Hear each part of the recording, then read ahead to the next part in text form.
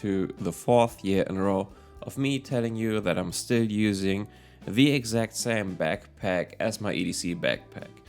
The Goruck GR1 21 liter Heritage Edition.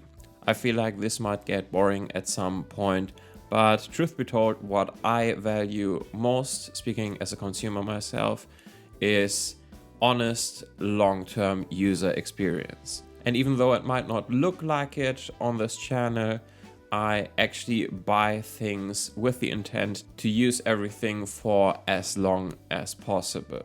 And that is also why I more often than not opt for higher quality stuff that is often a bit more on the expensive side. And the same is certainly true for the Goruck GR1 Heritage as well. Now, this channel has started as an EDC channel, but has over the past few years somewhat pivoted away from that subject and over to camera gear and photography and so on.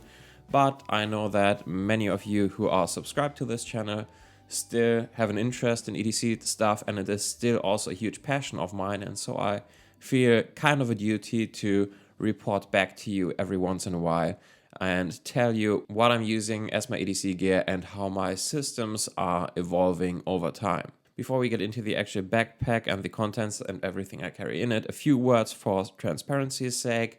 I bought this Goruck GR1 with my own money and I paid full price for it, and for the first few years I also did not make any money off of this Goruck or the Goruck videos that I made other than just YouTube Google AdSense. But in spring of last year, 2024, I applied to become a Goruck affiliate, and I'm now in the affiliate program, and that means that I do have an affiliate link for you, and if you use that affiliate link to buy a Goruck, I will get a bit of a kickback at no added cost to you. But that also obviously means that I do now have a clear motive to just blatantly sell you this backpack, and there's not a whole lot that I can do about that. I will let you be the judge of whether or not I'm honest in my videos, and so let's just leave it at that. Anyway, in today's video I want to talk you briefly through the backpack itself in case you've never heard of it, and after that I will talk you through the gear that I carry inside of this backpack on a daily basis, and to wrap it all up I will give you some of the pros and cons of using this backpack for 4 years now. And as always, I will put timestamps in the description below, so if you are just interested in one particular topic, feel free to just jump ahead, no hurt feelings. The Goruck GR1 Heritage is very simple and basically the hipster version of a military-inspired design. 21 liters of capacity for this one, big front opening, barely any organizational features on the inside, and just FYI, you can also get this backpack in a 26 liter version if you need more space. I've personally never owned the 26 liter version, so I can't say anything about that. But not gonna lie, I've thought about buying that on a fairly frequent basis, especially over the past few months for a variety of reasons, but so far I have not pulled the trigger. One of the biggest plus points of this backpack is just how comfortable it is to wear even when it's really loaded up. Being a backpack that is at its core designed for rocking, it sits very close and high up on your back, and you get those thick shoulder straps that start off a bit stiff, but once they are worn in, they are just fantastic. In my opinion, nothing without a hip belt comes close to how comfortable this backpack is to carry, especially when it's really loaded up. So in short, the big reasons why I love this backpack so much are that it's insanely comfortable to carry, that it's super easy to organize and to get to everything, and I love the overall quality, the design, and the choice of materials. With all of that out of the way, let's talk about when and how I use this backpack and why I have set it up the way that I did. Now, since this is my everyday carry backpack, the goal here is to have it set up in a way so that I can use it on as many days as possible. That means that I want to have everything in there that I might need during a regular week or on a regular weekend, be that at work, traveling for personal stuff, going out on small adventures with the family, riding my motorcycle, short weekend getaways, grocery shopping after work, going hiking, or going just for a regular walk at sunset and trying to take some photos to clear my head. I want to have all of the stuff with me that I might need to keep me fed, hydrated, presentable, entertained, able to fix stuff on the go, keep my devices charged, and of course I want to have some cameras on me, simply because I love photography, but also obviously because I want to capture some footage every now and again on the fly for the videos that I upload to this channel. Now I do have more specialized bags and backpacks as well, stuff like hiking backpacks, camera backpacks, and so on and so forth.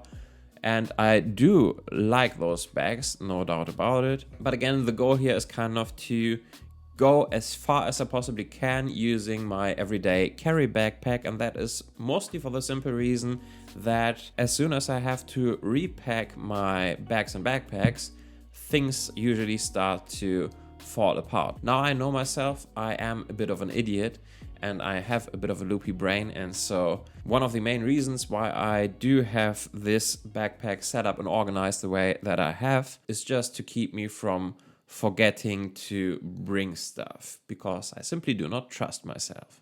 Now for some people this setup will therefore seem a bit overkill, and I guess they are right, but I like it that way, and so here we go. So let's start off with what I consider to be the daily essentials. There are just some items that I have to have on me, and if I don't, I'm kind of screwed. First up, my keys. I'm not going through what's on here in detail, but these live either in my jacket pocket or in the little pocket below the grab handle of the Goruck. I always have a pair of sunglasses on me, and for about 3 years or so now, my sunglasses of choice have been these ones by Ray-Ban. I think they are called the round metal or something. I like them, they are sunglasses, let's move on. I keep a foldable cotton tote bag in the front zippered compartment so that I can go on a quick grocery shopping trip after work if I need to, or pick something up at the local farmer's market, and so on. Extra storage capacity is always nice to have, especially if your backpack is jam-packed at all times like mine. And lastly, for the daily essentials, I always have a moleskin notebook and my Kaweco Brass Lilliput pen on me. I don't think these need any further explanation. This is not a journal, this is for note-taking only, and basically just to keep me from forgetting things. It's a necessity for everyone with a loopy brain like mine. And that's it for the daily essentials. Let's move on to food and water. I have recently purchased a titanium Grail Ultra Press. This one was on sale and I think they are no longer being made. But in essence it's a regular old bottle, but also a large and thin titanium mug with foldable grab handles and an integrated filter for on-the-go water purification. This is mostly meant to be used for hiking and stuff, so that you can purify your water on the go and maybe also have something to cook up a meal or brew up a cup of coffee. None of that is usually needed in my daily life, but I have found over time that it is just about impossible to carry the right amount of water on me. Especially during the summer, I can easily go through multiple liters of water without any issues, and since I also do have a 1-year-old who might want to have some drinking water, and my wife also usually kind of relies on me. And so I have found that it is in reality a lot easier not to carry a 40-ounce water bottle, but instead to have a water bottle that basically has infinite water. Because with this, I can simply go to any water source I can find and fill my water back up. I have had and used this for the entire summer and I loved it. If you can find one, consider picking it up if you can stomach the insane price tag. If you don't need titanium, just go for the regular one instead, as it is much cheaper. Next up are my titanium spoon and spork.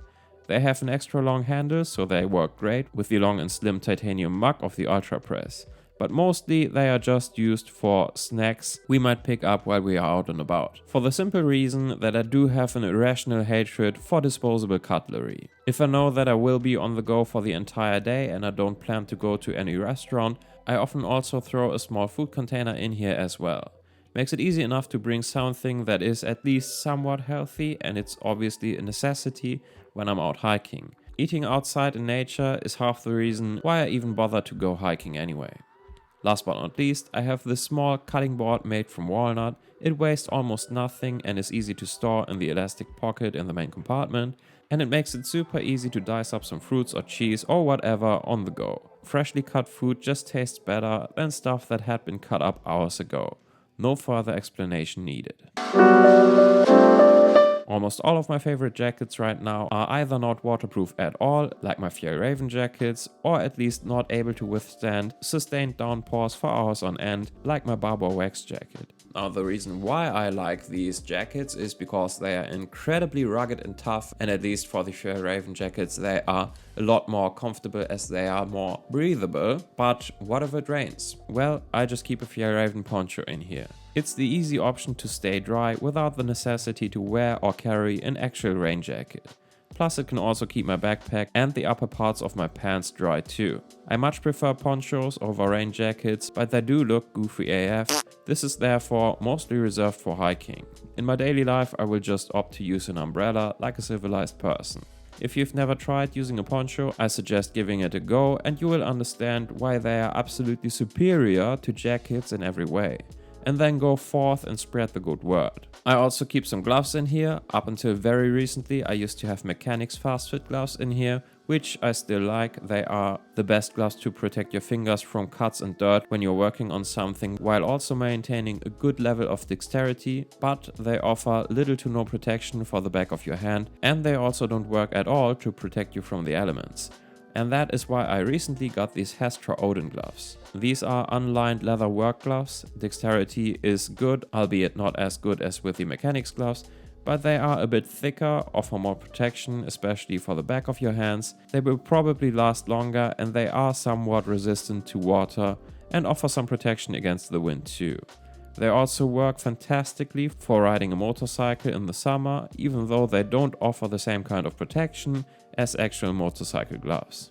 Since we are going into fall where I live, I also have this pair of smart wool gloves that are really warm and comfortable, and I can use them on their own or basically as an inside glove and wear the Hestra gloves up on top for more warmth and protection. That's the idea anyway. Have not yet had the chance to try out this combo in really cold weather, so I guess we'll see if this will work out or not.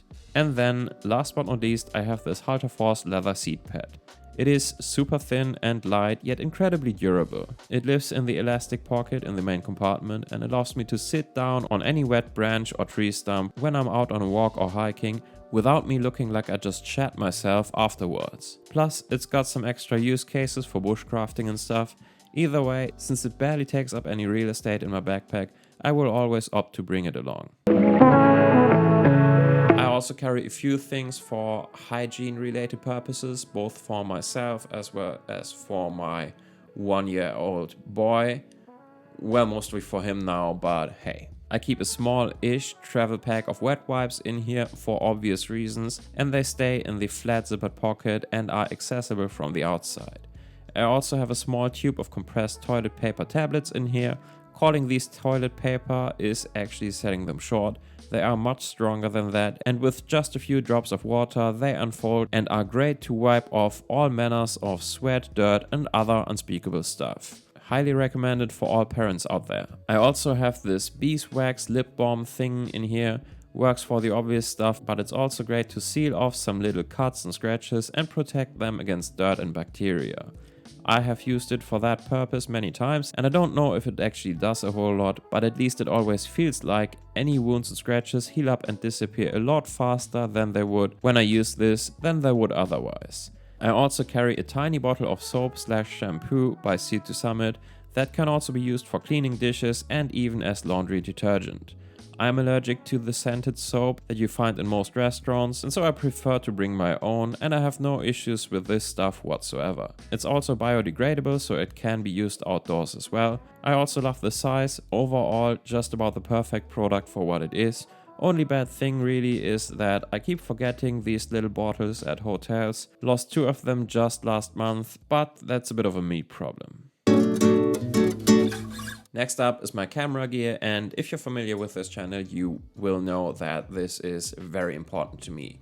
As a person with a regular job, a husband and a father, I rarely ever have the time to just go out and shoot for no other purpose than to just be out there and shoot some photos. And so the idea is to just bring a camera everywhere so that I can just shoot whenever I want to or whenever I find a spare moment. As for the gear, earlier this year I did a collaboration with Oberwert on their Freiburg shoulder bag, and that is a bag that I still have and love and use very frequently. But with that collaboration I also got this camera insert that you can buy as an optional extra for that bag.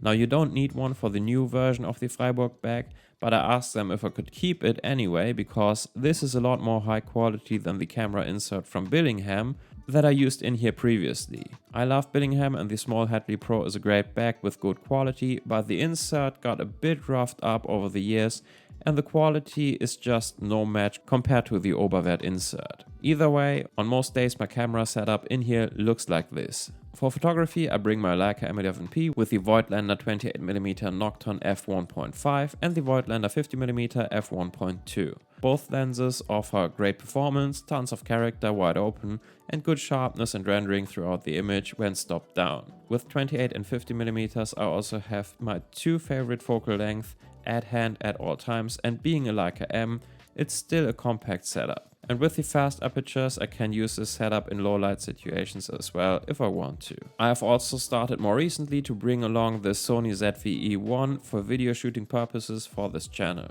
On here I have a Sigma 20-200mm lens which I just got a few days ago, but I know already that this will stay with me because this offers all the versatility in the world, and since the ZV-E1 has the same 12MP sensor as the A7S III and the FX3, it's insane in low light conditions, and so I don't even have to worry about the fact that this lens is not exactly fast. Also, if I ever do need something with a faster aperture, I do have a Leica M to Sony FE adapter in here so that I can always use my 28 and 50mm lenses with the Sony as well if I want to. On other days, if I don't want to shoot manually or if I need something that is a bit more weather resistant, I might switch out the M11P for the Q2, as it is still probably my favorite camera of all times. And I also occasionally bring along the Hasselblad 907X100C with the 55mm lens, which is a 43mm in full frame equivalent terms. Love that camera, got it for free from Hasselblad for a recent collaboration, and I'm still horridly in love with it. But the lens is a bit too tight for my daily usage, and so this is mostly reserved for those more special occasions, and it lives in my bigger camera backpack for those times when I really want to go out and have fun with all of my favorite cameras. Oh yeah, and I also bring the Insta360 Ace Pro 2 with the Explorer grip as well. This is also a camera that I got as part of another recent collaboration this summer. I love the flip screen and the grip kit. Works great for wide angle photography and of course to record POV motorcycle footage. I have a set of ND filters in here too that live below the camera insert at the bottom of the backpack. They just pop onto the lens, easy game, easy life. Obviously I also do bring some accessories along with my camera gear. I have my Leica M11P on this leather strap from Bosse & Richter, and I've had this camera strap for about 5 years now and it just seems to get better with age.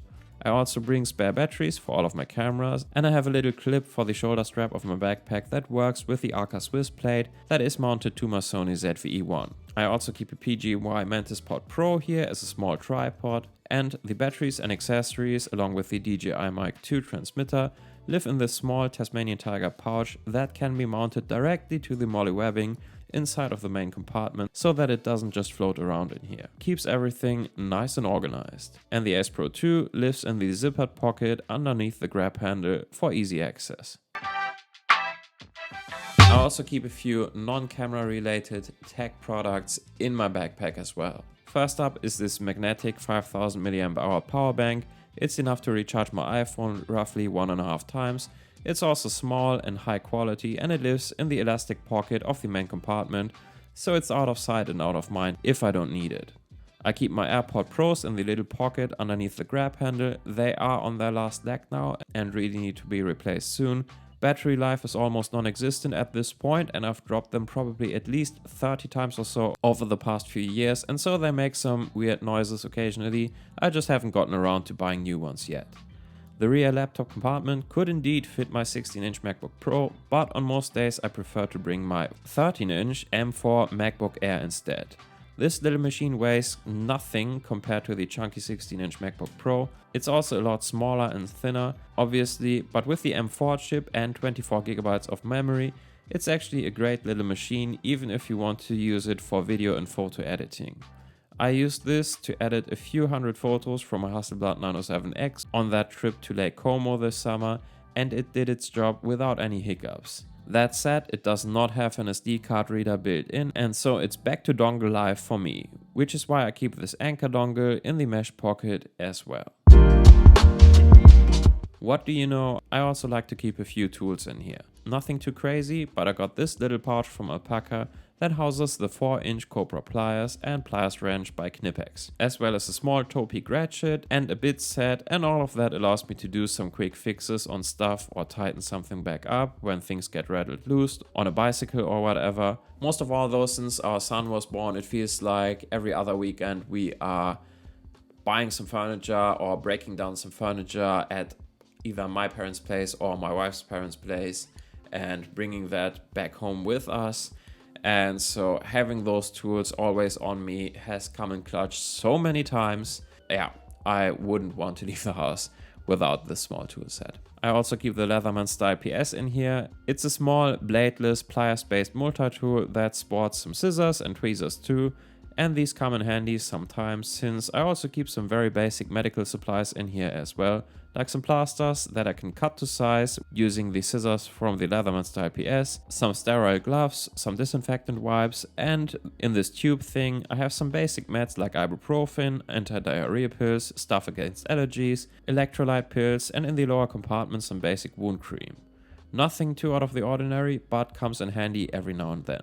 I also keep a small sewing kit in the zippered pocket of the pouch. This has helped me to stitch buttons back onto my shirts and close some small tears on my pants in the past. Very nice to have indeed, and I also keep some emergency cash in here as well, just in case. Lastly, I like to keep my Burka BFF in the top compartment of the inside of the lid, at least when I don't carry it in my pockets. It's a great little EDC fixed blade, works for outdoorsy stuff but also for basic food prep. It's great in the hands for a blade of this size, it looks good, the steel keeps a razor edge for a good while, I love it, and the name BFF is very fitting indeed. Oh yeah, and I also have some 550 paracord in here, just in case I ever want to strap something to my backpack or my motorcycle, even if it's just a wet jacket or something, comes in handy every once in a while and barely takes up any space. So that's what I currently carry inside of my Goruck. I know it's a lot, but I just like to have everything on me that I might need to be prepared for most situations that life might throw at me on a regular basis. It's a system that I've been honing in over the past few years or so, and I'm also sure that it will continue to evolve further over time. The backpack itself has also held up great in my opinion, especially looks wise. It's just gotten better and better the older it's got, at least in my opinion, but I'm starting to notice a bit of wear here and there.